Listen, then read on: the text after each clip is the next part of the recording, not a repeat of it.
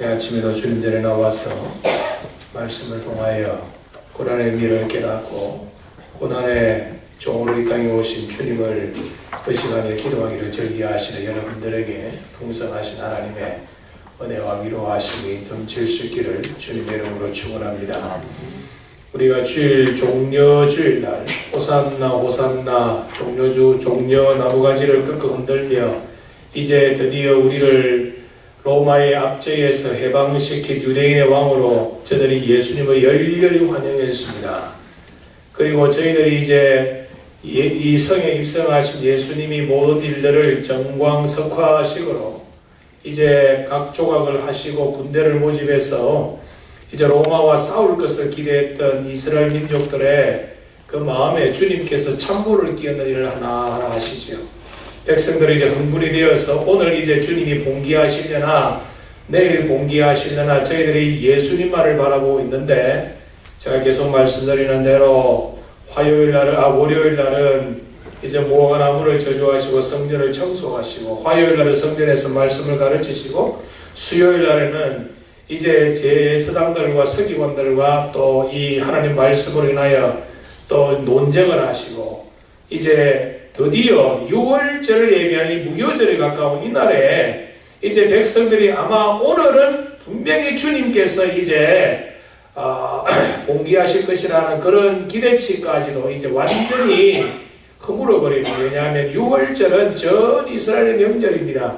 6월절 날에는 그 당시에 디아스포라적인 온 유대인들이 지중해를 중심으로 한 로마 전 제국이 흩어져 있던 모든 유대인들이 이날에 예루살렘 성전에 와서 저희들이 6월절 행사를 할 때에 이날처럼 좋은 절호의 기회가 다시는 없습니다. 그렇죠? 이날에 구데타를 일으키면 이날에 이렇게 되고, 혁명을 하더라도 이날에 혁명을 해야 되는데 이날도 주님이 가만히 계시니까 백성들이 완전히 주님을 향한 기대치가 사라지고 주님에게 등 돌리게 됩니다. 여러분, 사람의 심리가 사랑이 변하면 어떻게 됩니까? 증오가 되는 것이죠. 예? 주님을 환영했던 사람들이 우리가 예수에게 속았다 생각하면서 이제 이 싸늘하게 민심이 변할 전에 지금이야말로 예수를 잡아주기 유일한 기회라고 생각하고, 제사장들과 서기관들이 이제 예수님을 본격적으로 이제 죽이기로 저희들이 모의하고 작정합니다. 이 일을 할 때에 우리 주님은 이 목요일 날 이제 대제사장들과 서기관들과 바리새인들이 주님을 이제 잡으려고 논의하는 그 시간에 주님이 하신 일은 무엇이지요? 6월절을 준비하셨다. 여러분, 우리 주님은 6월절의 어린 양으로 이 땅에 오셨습니다. 그러니까 지금 온 세계 사람들은요, 지금 두 가지로 인하여 온 사람들이 지금 말들이 주고받고 하는 것이, 첫 번째는 뭡니까?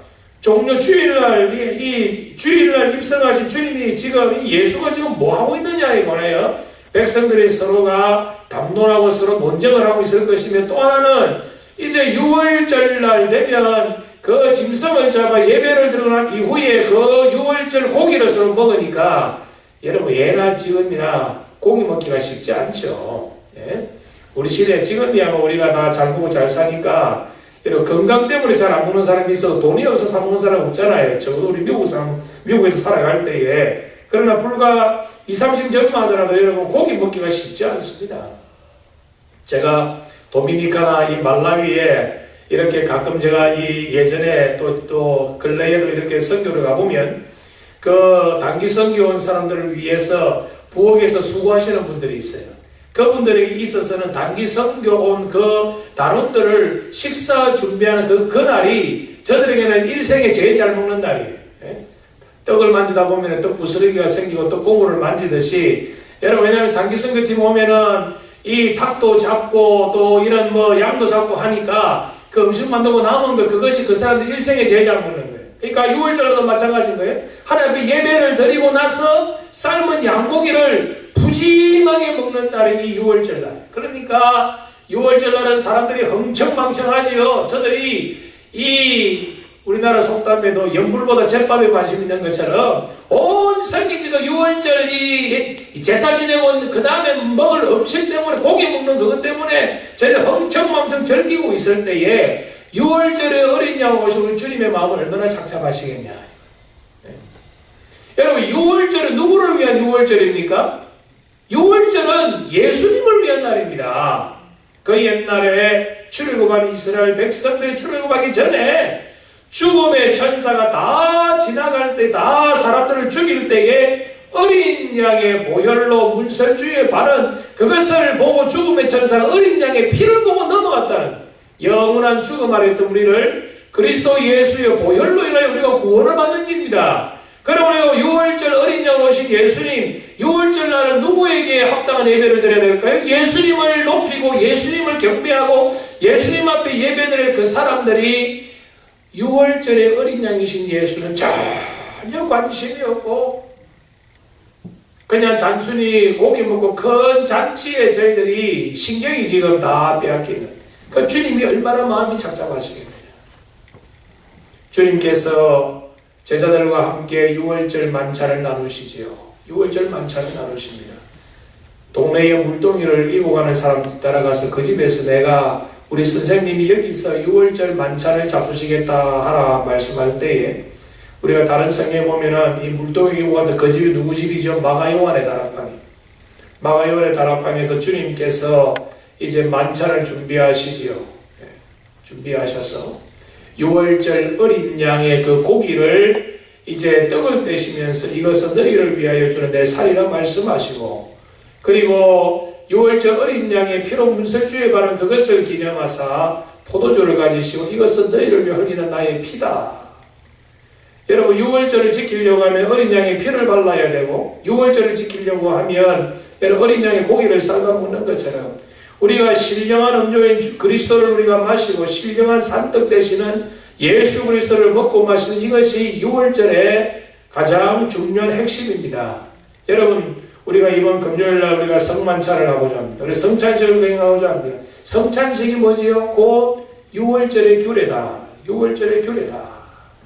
지금 예수님께서 밖에는 사람들이 흥청망청 시끄럽게 떠들고 있는 가운데 고요하게 지난 3년 동안 예수님께서 갖은 정성을 다하여 예수님의 제자들을 선택하시고 저희들에게 말씀을 가르치시고 저희들을 훈련하사 심하다 때마다 저희들을 짝을 지어서 복음을 전도하게 하시고 하나님의 권세를 주셔서 천국 복음을 전가한 그의 사랑하는 제자들과 함께 이제 마지막 만찬을 잡수실 때에 우리 주님의 마음이 어떠했겠느냐. 아직까지도 주님이 유월절 만찬을 함께하는 그 예수님의 제자들도 아직까지도 정신을 못 차리고 있는 겁니다. 우리 주님이 언제 왕으로 등극할 것인가?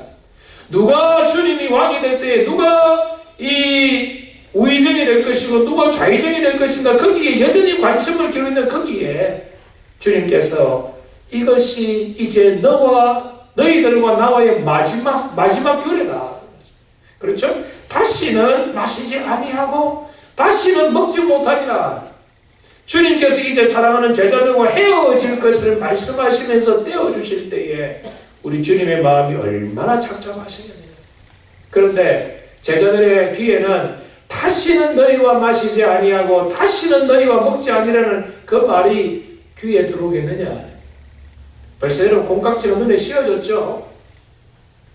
제가 이번 고난절을 통하여 계속 말씀하신 뭡니까? 예? 예수 이용해서 자기의 유익을 취하고자 하는 자들이 우리 주에 너무나 많다. 예수님의 제자들도 그랬다. 예수님. 이제 언제 주님이 왕이 되셔서 누가 국무총리하고 누가 좌의정 우의정할 것이냐 거기에 지금 관심을 쏟고 있는 그 자리에 주님께서 이것이 너와 나의 마지막이다. 마지막이다. 이 땅에서의 이제 주님이 헤어짐을 가지고 말씀하실 때에 그 아무도 그것이 돌아오지 않을 때에 귀에 그 말씀이 네가 들어가지 못할 때에 딱 한 사람만 그 말의 의미를 알고 있었어요. 누구입니까? 가룟 유다입니다. 다시는 우리와 함께 하지 않으니 이제는 내가 당신을 뭐 해버리겠다? 팔아버리겠다. 팔아버리겠다. 성도 여러분, 21절 말씀에 그러나 보라 나를 파는 자의 손이 나와 함께 상위에 있도다. 아마 갑자기 그 자리가 굉장히 무거운 분위기로 싹 변했을 거예요. 예수님의 제자들도 밖에 있는 사람들과 마찬가지로 기뻐하며 즐거워하며 만찬을 나누다가 갑자기 예수님이 너희 중에 한 사람이 나를 팔 것이다. 지금 상위에 손이 있는 자가 그 사람이다 할 때에 여러분 가룟 유다를 비롯해서 여러 명의 제자들의 손이 상위에 있을 때에 갑자기 분위기가 180도 변하는 거예요. 누가 주님을 받느냐. 그러면서 어떻게 했을까요? 자기도 모르게 본능적으로 손을 쓱 뺐을 거예요. 나는 아니다. 나는 아니다. 여러분, 예수님을 파는 자가 누구입니까? 가장 예수님과 가까이 있고 가장 예수님을 가까이 보았고 예수님의 기적과 예수님의 사랑과 예수님의 능력을 가장 많이 체험한 자들. 여러분, 교회도 마찬가지입니다. 교회에 어려움이 올 때 누구 때문에 어려움이 오죠? 초신자 때문에 어려움이 옵니까? 절대로요. 교회에 어려움이 올 때는 그래도 상대적으로 주님을 더 사랑하고 교회의 중직을 맡아서 수고하는 자들로 인하여 교회가 시험들어요. 교회가 목사 때문에 시험들잖아요. 교회가 여러분 장로나 한수 집사나 권사 때문에 시험들지 여러분 초신자 때문에 시험들지 없어요. 오늘 고난주간을 맞이하면서 특별히 이 새벽마다 주님 앞에 나와 기도하시는 여러분들이요, 주님이 내가 예수 믿는 동기가 무엇입니까? 내가 지금은 주님을 사랑한다 고백하고 주님을 섬긴다고 고백하지만 내가 행위로 주님을 부인하고 주님을 파는 그런 자리에 주님을 이용해서 내 개인적 유익을 추구하고자 하는 그런 자리에 내가 오고 있지는 않아요.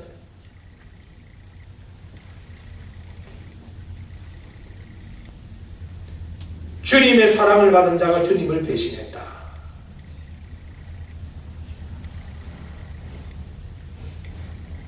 여러분, 주님이 왜 우리에게 직분을 주셨습니까? 왜 우리에게 교회를 주시고 왜 우리에게 신앙을 주시고 왜 우리를 하나님께서 여기에 불러셔서 우리를 신앙생활하게 하십니까? 누구를 위한 섬김이요, 누구를 위한 예배이요, 누구를 위한 우리의 헌신과 봉사입니까?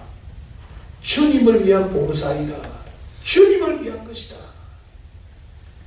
그런데 우리는 관성이 붙고 타성이 붙으면 주님을 위한 봉사가 마치 교회가 나를 위해 존재하는 것처럼 주님 중심의 신앙이 아니라 나 중심의 신앙생활할 때가 우리가 너무나 많다. 사랑하는 성도 여러분, 오늘 우리가 주님과 이 6월절 만찬을 하시면서 저는 이 말씀을 가지고 고민을 많이 해봤어요. 왜 주님께서 6월절 만찬을 다 마치시고 난 이후에 너희 중에 나를 팔 자가 있을 것이다 말씀하면은 6월절 상이 얼마나 더 즐거웠을까? 있잖아요? 왜 주님께서 한참 지금 6월절 만찬 가운데 주님을 팔 자가 있을 것이라는 마치 창문을 끼얹는 것 같은 이런 말씀을 주님이 하셨을까? 만찬을 다 마치고 나서 후에도 하셔도 되는데 말이에요. 성도 여러분, 우리가 신앙생활 할 때에 기쁘고 즐거울 때에 우리가 경고를 받아야 됩니다. 참 은혜스럽고 내가 참 말씀으로 인하여 기쁘고 즐겁고 하나님의 역사를 체험할 그때에 우리가 주님의 경고를 받아야 된다. 주님의 경고를 받아야 된다. 여러분, 물론 사단이 가룟 유다에게 들어갔기 때문에 이 가룟 유다가 회개할 기회를 얻지 못했지만은, 그러나 주님의 입장에 볼 때는 왜 만찬을 마치기 전에 이 말씀을 하셨을까? 다시 한번 주님께서 가룟 유다에게 회개할 기회를 주시다. 주님이 저를 끝까지 사랑하셨단 말씀. 끝까지 사랑하셨다. 회개할 기회를 주님께서 여러 번 주셨지만 그 기회를 가룟 유다는 놓치고 말았다. 우리도 마찬가지입니다. 말씀을 통하여 교훈을 받습니다. 말씀을 통하여 깨달음이 있습니다. 말씀을 통하여 자기 자신을 살핍니다마는, 그러나 가장 중요한 것은 내가 주님을 사랑하고 내가 주님의 교회에 헌신자의 삶을 살아간다는 그런 자부심이 있을 때에 우리가 주님의 말씀을 더욱 귀하게 여기고 주님의 말씀에 주시는 경고함을 우리가 깨달아서 좌로나 우로나 흔들림 없이 초지일관하여 주님을 섬겨가야 될 것이다. 사랑하는 성도 여러분, 주님이 여러분을 주신, 직분을 주신 목적이 무엇입니까? 사랑하는 양무리들을 돕고 저들을 도와주고 저들의 믿음의 양육을 위해서, 다른 말로 하면 헌신을 위해서 하나님께서 우리를 목사로, 장로로, 권사로, 안수집사로, 집사로 불러주셨다. 헌신하기 위해서, 주님의 나라를 이루기 위해서 우리에게 직분을 주셨다. 그럼에도 우리에게 직분을 주셨음에도 불구하고 우리가 말씀에서 멀어지면 우리는 항상 넘어질 수 있는 가능성을 내포하고 있다는 것을 깨달아. 깨달음이 중요합니다. 깨달음이 중요합니다. 나 같은 자격 없는 자, 충성되지 못하고 믿음이 없음에도 불구하고 충성되게 여겨주셨다. 믿음이 없음에도 불구하고 믿음이 있다고 여겨주셨다. 여겨주셨다. consideration.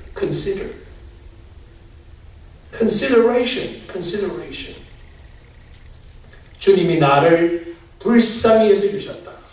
나를 충성되게 여겨주셨다.